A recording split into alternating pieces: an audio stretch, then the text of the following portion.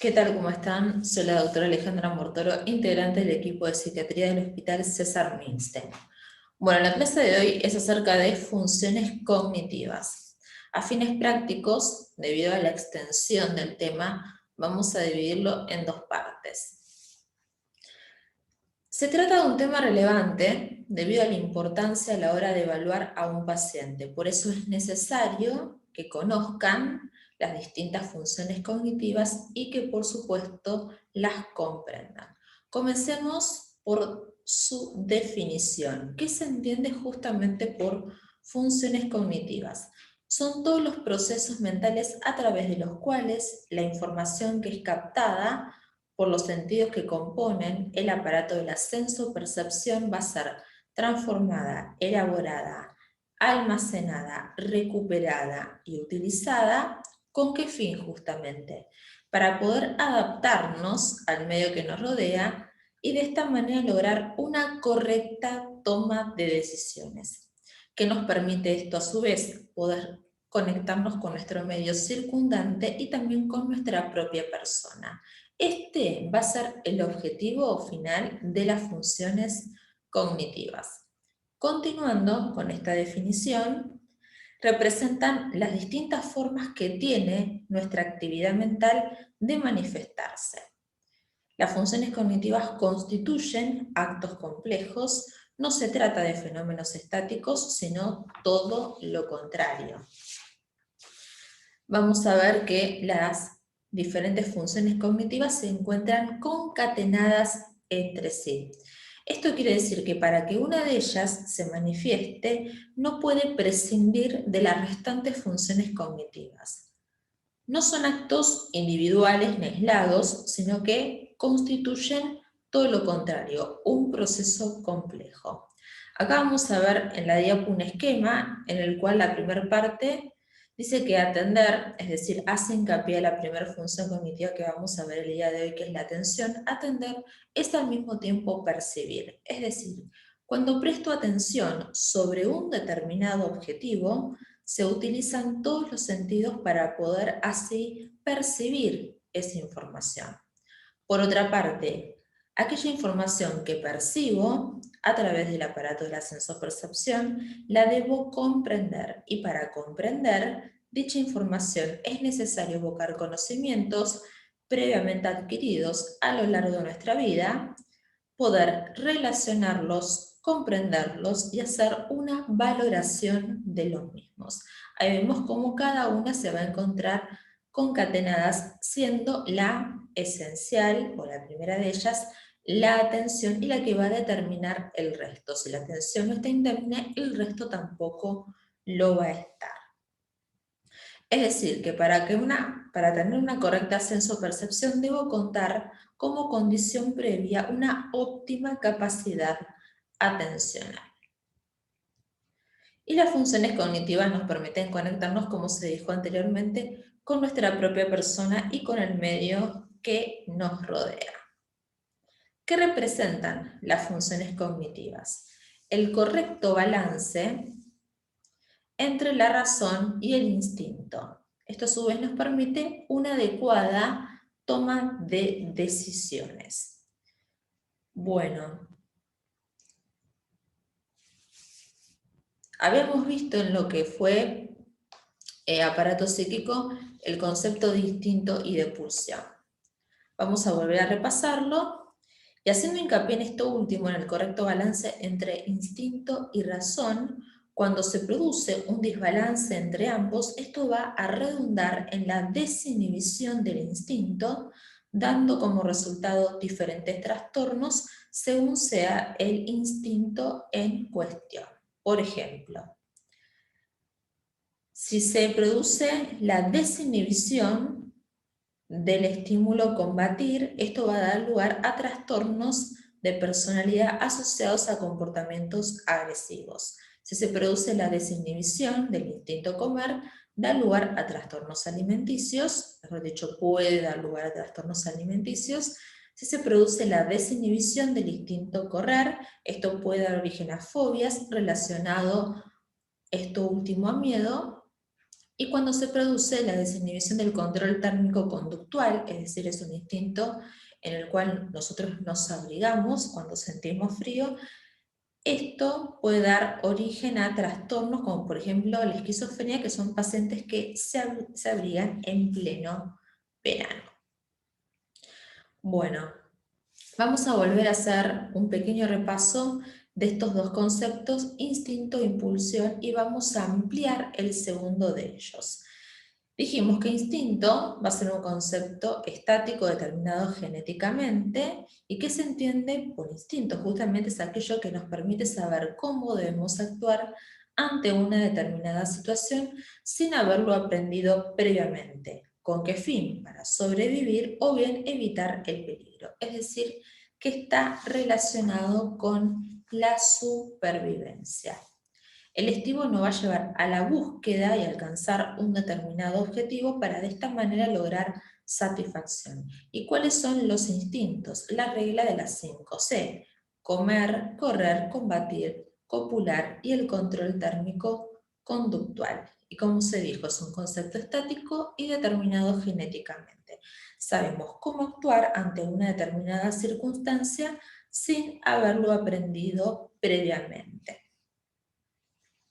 Pasando al concepto de pulsión, vamos a ver qué es lo contrario. Es un concepto dinámico que está determinada por la experiencia a lo largo de nuestra vida, que es aquel impulso que se origina a partir de un estado de tensión corporal, el cual a su vez origina una energía psíquica intensa que va a permitir redirigir nuestro accionar hacia un determinado fin, con el objetivo justamente de poder calmar total o al menos parcialmente ese estado de tensión corporal. Y habíamos dicho que acá aparece el mecanismo de defensa de la sublimación. La pulsión se puede sublimar, es decir, que yo puedo canalizar esa energía psíquica intensa desde el territorio del deseo hacia un territorio que sea social y culturalmente más aceptado. Habíamos dado un ejemplo, por ejemplo, sentir rabia, enojo sobre X cuestión y anotarme en una actividad recreativa. De esta manera estoy utilizando esa energía psíquica intensa de modo constructivo y no de modo destructivo. Y de esta manera estoy logrando calmar total o al menos parcialmente ese estado de tensión corporal que originó a esa energía sumamente intensa que de alguna manera la tengo que canalizar. Bueno, y acá es donde vamos a ampliar un poco más el concepto de pulsión. Las pulsiones se dividen en dos. Tenemos una clasificación en pulsión de vida y en contrapartida al primer concepto surge el concepto de pulsión de muerte. ¿Qué es la pulsión de vida? Es la búsqueda del ser humano hacia todo aquello que nos da placer, es la búsqueda hacia la obtención del placer. Por ejemplo, comer, beber, estar limpio, soñar, dormir, sexo, besar. Y la pulsión de muerte es la búsqueda del ser humano para obtener todo aquello que esté relacionado con la destrucción. Por ejemplo, suicidio, homicidio, la autoagresión o bien la agresión a terceros. Bueno, ahora vamos a volver al tema de funciones cognitivas. Vamos a ver cómo se clasifican. Se van a dividir en funciones cognitivas básicas y funciones cognitivas complejas o también llamadas superiores. Dentro de las funciones cognitivas básicas se encuentran la atención, memoria, sensopercepción, orientación, noxia y lenguaje. Y dentro de las funciones cognitivas complejas o también llamadas superiores se encuentran voluntad, aprendizaje, creatividad, praxias, funciones ejecutivas, conciencia y personalidad. Vemos en este esquema que dentro de las funciones cognitivas básicas se encuentra el lenguaje con un asterisco. Esto es debido a que algunos autores la clasifican dentro de las básicas, mientras que otros la incluyen dentro de las funciones cognitivas complejas o superiores. En este caso, vamos a desarrollar y reforzar las 8 más importantes. Atención, memoria, que son las 2 que vamos a desarrollar en esta clase. Senso-percepción, orientación, lenguaje, praxias, noxias y funciones ejecutivas. Comencemos por atención y por su definición. ¿Qué se entiende por atención? Es la función cognitiva mediante la cual vamos a concentrar toda nuestra energía psíquica sobre un determinado objetivo, de modo tal que ese objetivo pasa a ocupar en nuestra conciencia el punto de mayor concentración. ¿Qué quiere decir esto último que dije? Que nuestro consciente va a estar abocado y concentrado en ese objetivo. Constituye la atención un acto complejo que por supuesto supone y requiere voluntad. Nosotros tendemos a fijar por otra parte nuestra atención sobre todo aquello que nos interesa, que nos resulta novedoso y aquello que está ligado con lo afectivo. Y la atención es una función cognitiva para la elaboración del pensamiento humano. Ahora, cuando leen pensamiento, ¿a qué hace referencia?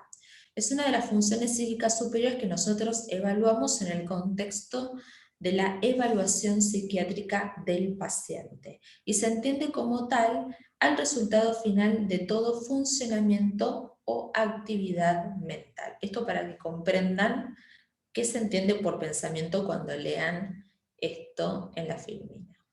Bueno, ¿cómo se clasifica?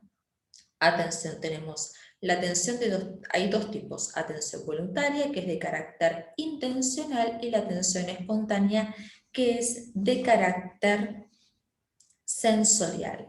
Vamos a la voluntaria. Nosotros intencionalmente vamos a concentrar nuestra energía psíquica sobre un determinado objetivo y lo podemos hacer por un periodo de tiempo más o menos prolongado.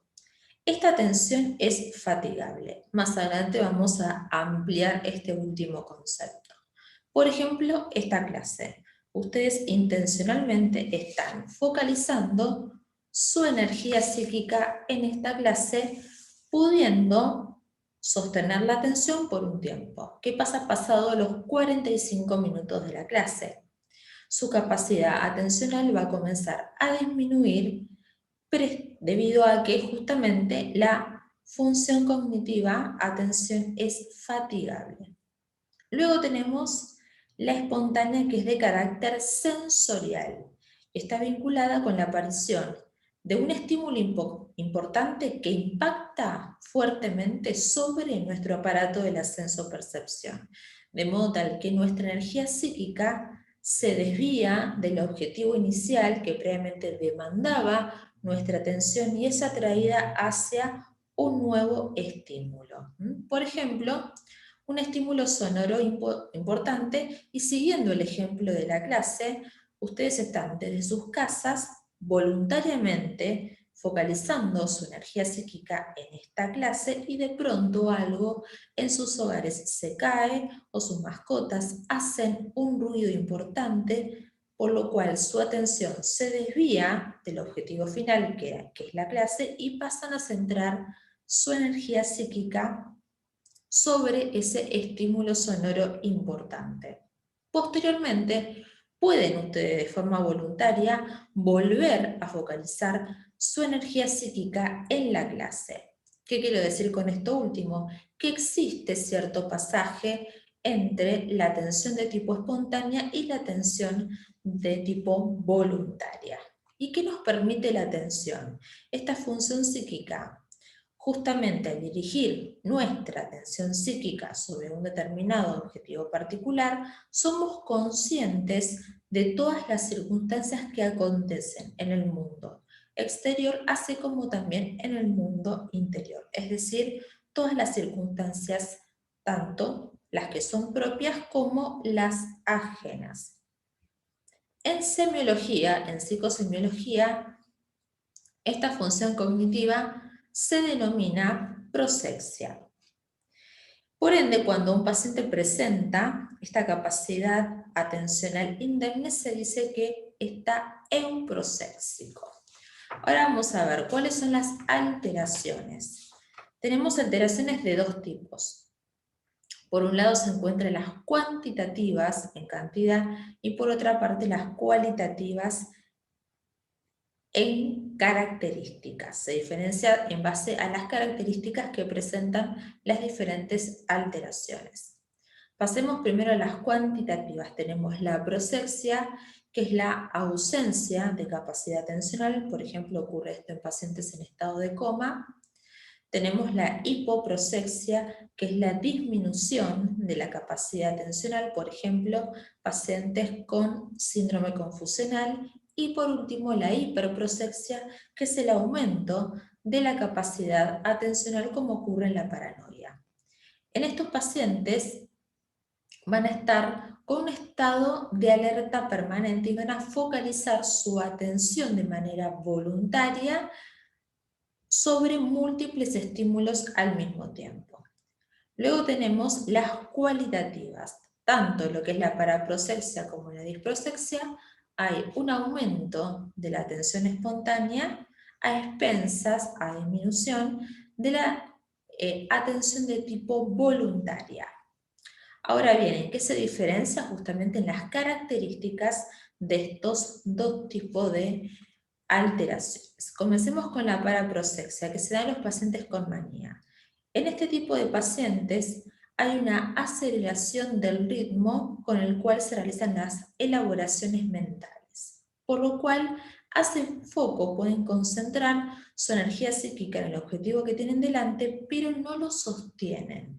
Tienen una atención que es muy superficial, es muy volátil, y rápidamente pasan a hacer foco en otro objeto que tienen adelante.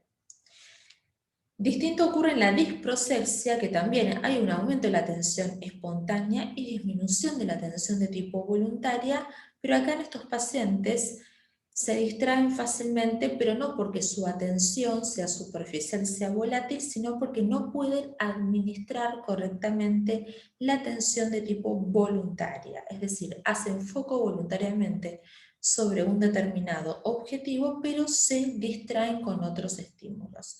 Esto ocurre, por ejemplo, en pacientes con trastorno de déficit de atención e hiperactividad. Y por último tenemos la periprosexia, que es la atención que queda de lado. Es el paciente que vive en su mundo, por ejemplo, pacientes autistas. Vamos a ver ahora las condiciones o los factores que estimulan la atención. Por ejemplo, todo aquello que represente un estímulo que es nuevo, raro, para el aparato de la sensopercepción.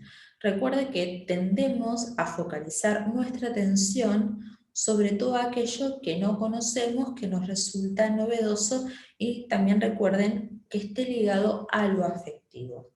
Por otra parte, todo aquello que represente un estímulo de gran magnitud e intensidad para el aparato de la sensopercepción. También la persistencia del estímulo va a mantener activa nuestra capacidad atencional. Por ejemplo, al seguir dando esta clase, yo estoy manteniendo activa la capacidad atencional de ustedes.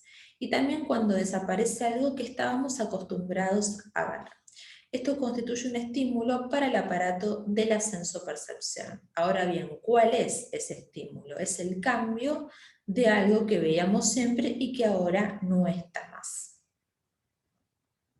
La intensidad de la atención es el vigor desplegado en el acto atencional y va a depender del caudal, de la cantidad de energía psíquica que se dispense en dicho acto.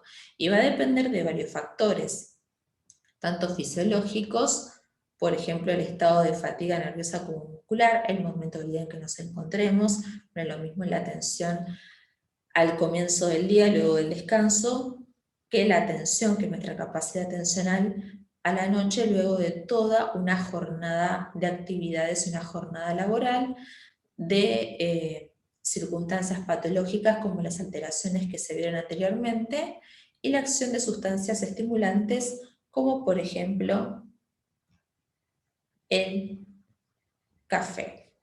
Y depende del vigor psíquico de cada persona, va a variar de una persona a otra, así como también va a variar en una misma persona dependiendo del momento del día. Como se dijo anteriormente, no es lo mismo nuestra capacidad atencional al comienzo del día, luego del reposo nocturno, que al final del día, luego de toda una jornada de actividades.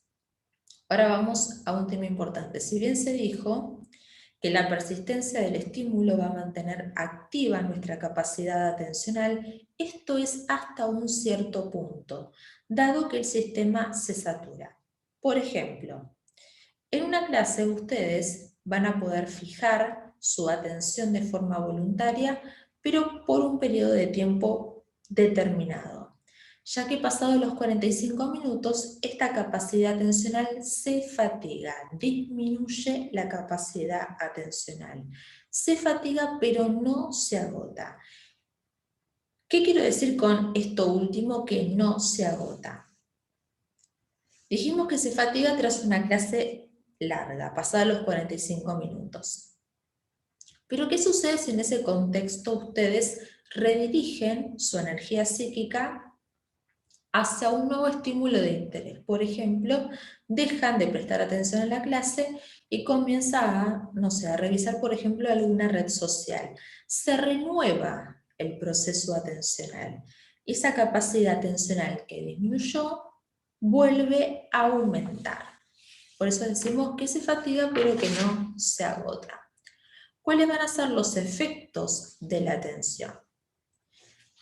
Al focalizar nuestra actividad psíquica sobre un determinado objetivo, esto nos permite percibir con detalle todas sus características y por ende nos permite un adecuado análisis del mismo.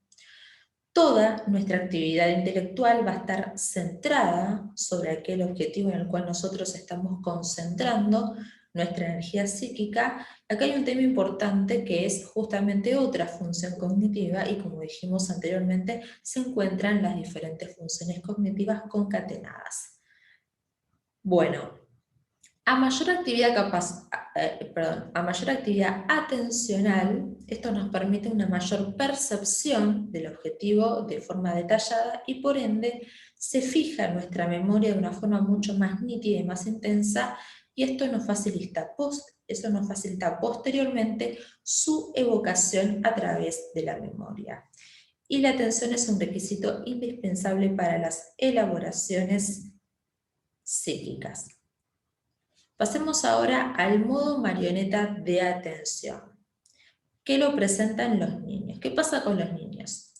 Si bien ellos presentan una importante respuesta a los estímulos que los rodean, también cuentan con una importante dispersión atencional. Son muy fáciles de distraer.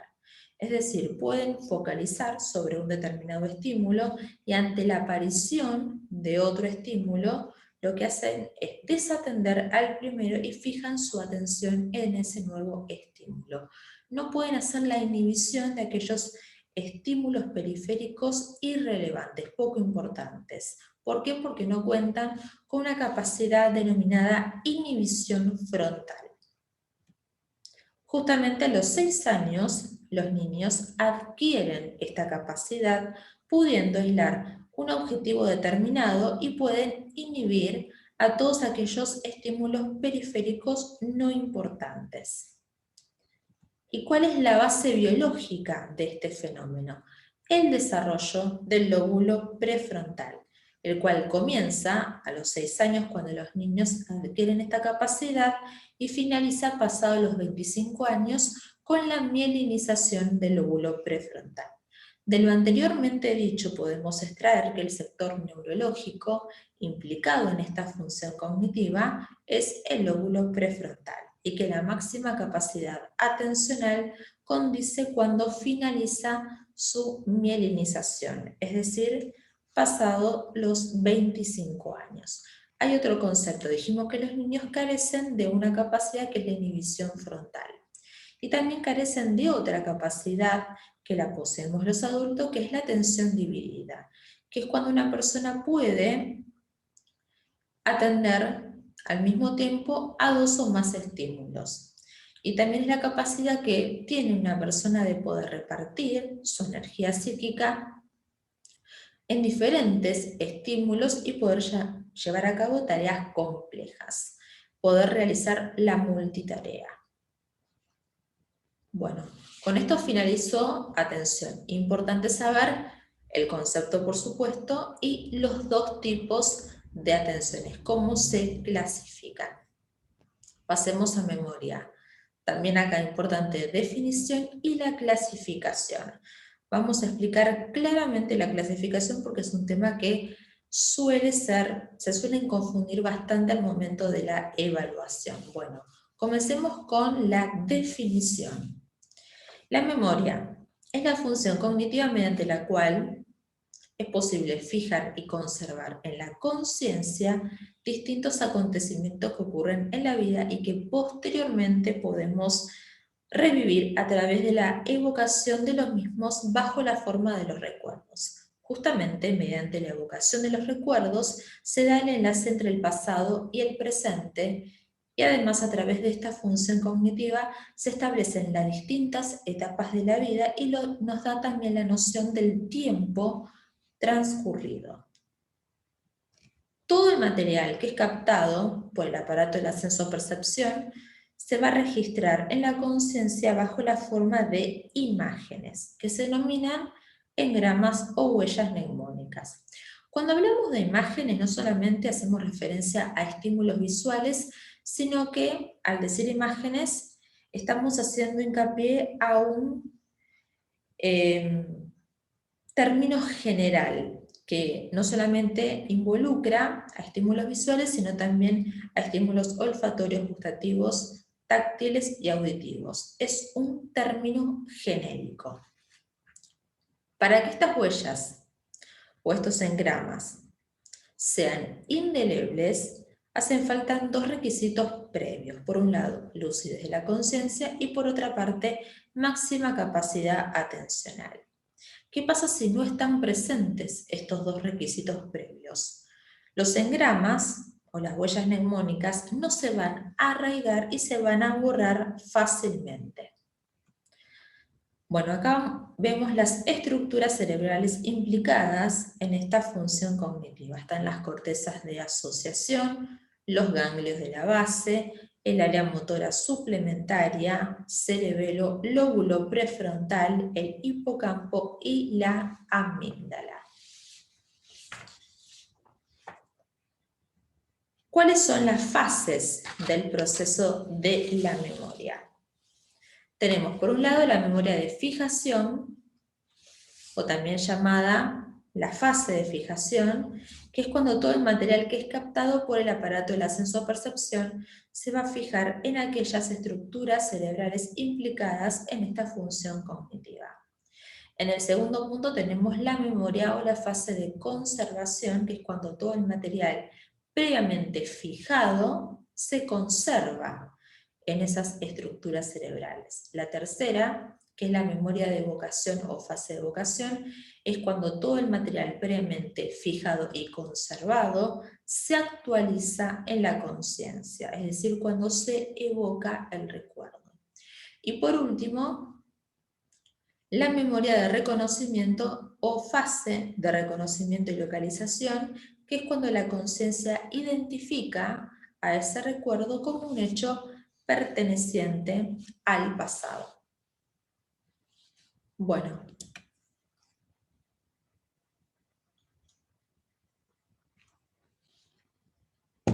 Ahora vamos a pasar a un punto que es sumamente importante. Clasificación de memoria. Vamos a ver que tenemos 4 tipos distintos, siendo el primero de ellos la memoria declarativa, un tipo que presenta 2 subclasificaciones. Tenemos por un lado a la memoria declarativa, que se va a subclasificar en función del tiempo en memoria inmediata, memoria de trabajo, la working memory, o también llamada memoria online, la memoria anterógrada o de fijación, y la memoria, ahí está mal, es retrógrada o de evocación. Esto va a ser una subclasificación de memoria declarativa en función del tiempo entre subtipos. Luego tenemos una segunda subclasificación cualitativa de memoria declarativa en semántica y episódica. Por lo cual, volviendo al anterior, tenemos 4 tipos: memoria declarativa, procedural, emocional, adictiva, y la primera de ellas, mediante 2 subclasificaciones, presenta 5 subtipos distintos. Entonces, cuando nosotros les pedimos que clasifiquen memoria, tienen que no solamente describir, enumerar los diferentes tipos y subtipos, sino también desarrollar cada uno de los tipos, y en base al primero, a la memoria declarativa, deben explicar cómo se subclasifica, cuáles son los diferentes subtipos, uno en base a una subclasificación en función del tiempo y otro a una subclasificación cualitativa, cuáles son esos 5 subtipos y a su vez desarrollarlos. No solamente enumerar los títulos, sino lo que es el desarrollo completo de la clasificación de memoria. Ahora vamos a entender cada uno de estos tipos y de los subtipos de memoria declarativa. Comencemos con la primera de ellas, que es la memoria declarativa. Acá está. Es la memoria de los datos concretos. Es la que responde a la pregunta: ¿qué fecha es hoy? ¿Qué cena anoche? Es la memoria que nos permite verbalizar el recuerdo, bien si el mismo no es verbal, extraído a la mente, a la conciencia, bajo la forma de imágenes. ¿Cuáles van a ser las estructuras cerebrales implicadas en este tipo de memoria? El hipocampo y las cortezas de asociación.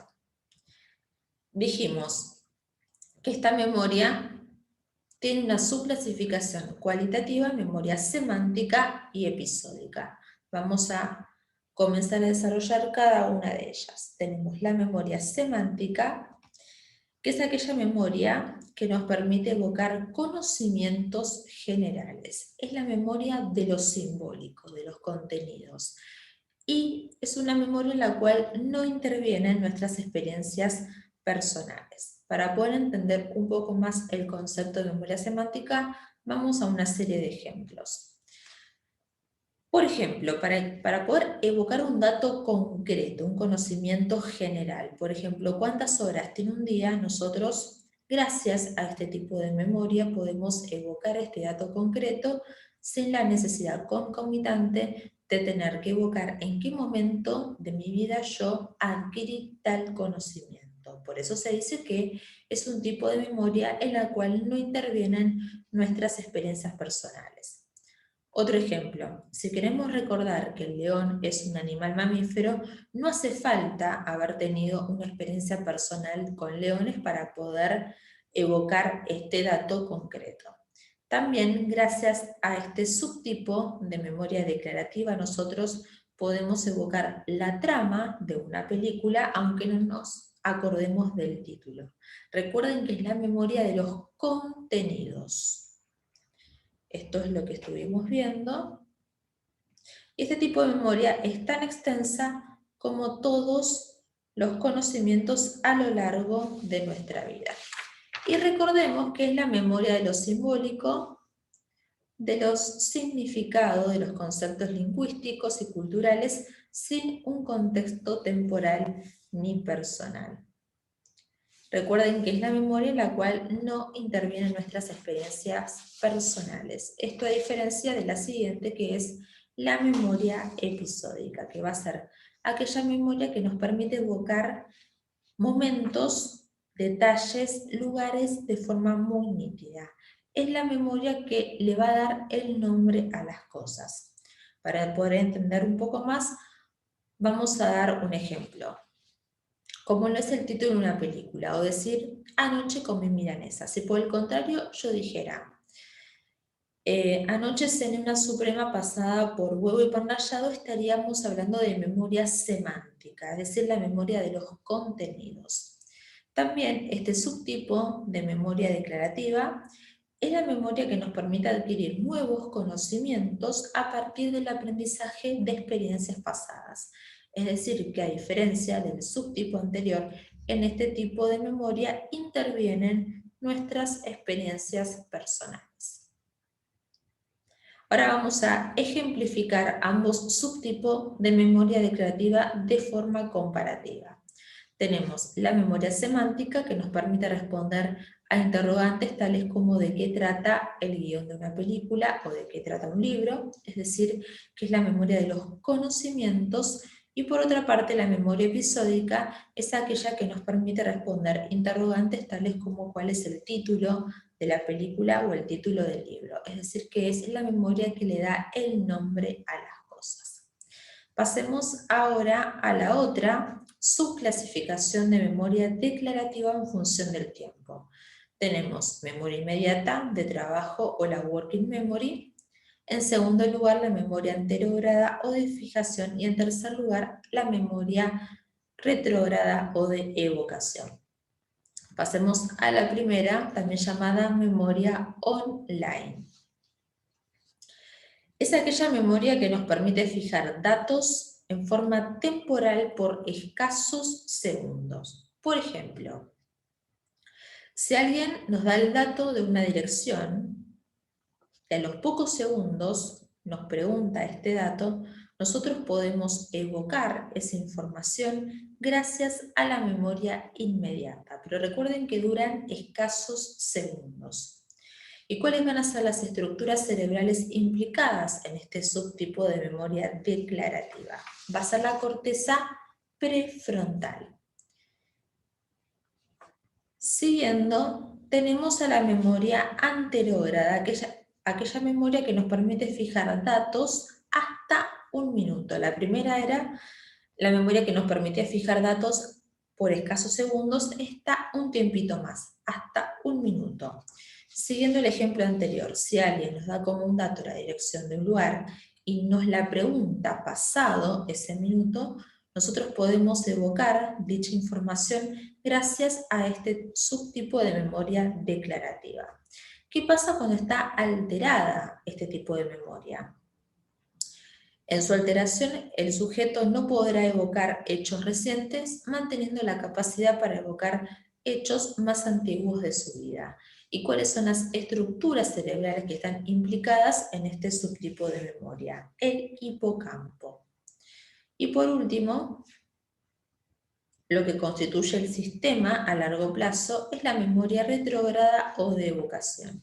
Es aquella memoria que nos permite fijar datos desde varios minutos hasta años. Es la memoria que ya está grabada en las proteínas, constituyendo los recuerdos más primitivos. ¿Qué pasa cuando está alterada este tipo de memoria? El paciente no va a poder evocar hechos del pasado, que previo a la alteración podía evocarlos sin ningún tipo de dificultad, manteniendo la capacidad de evocar hechos recientes.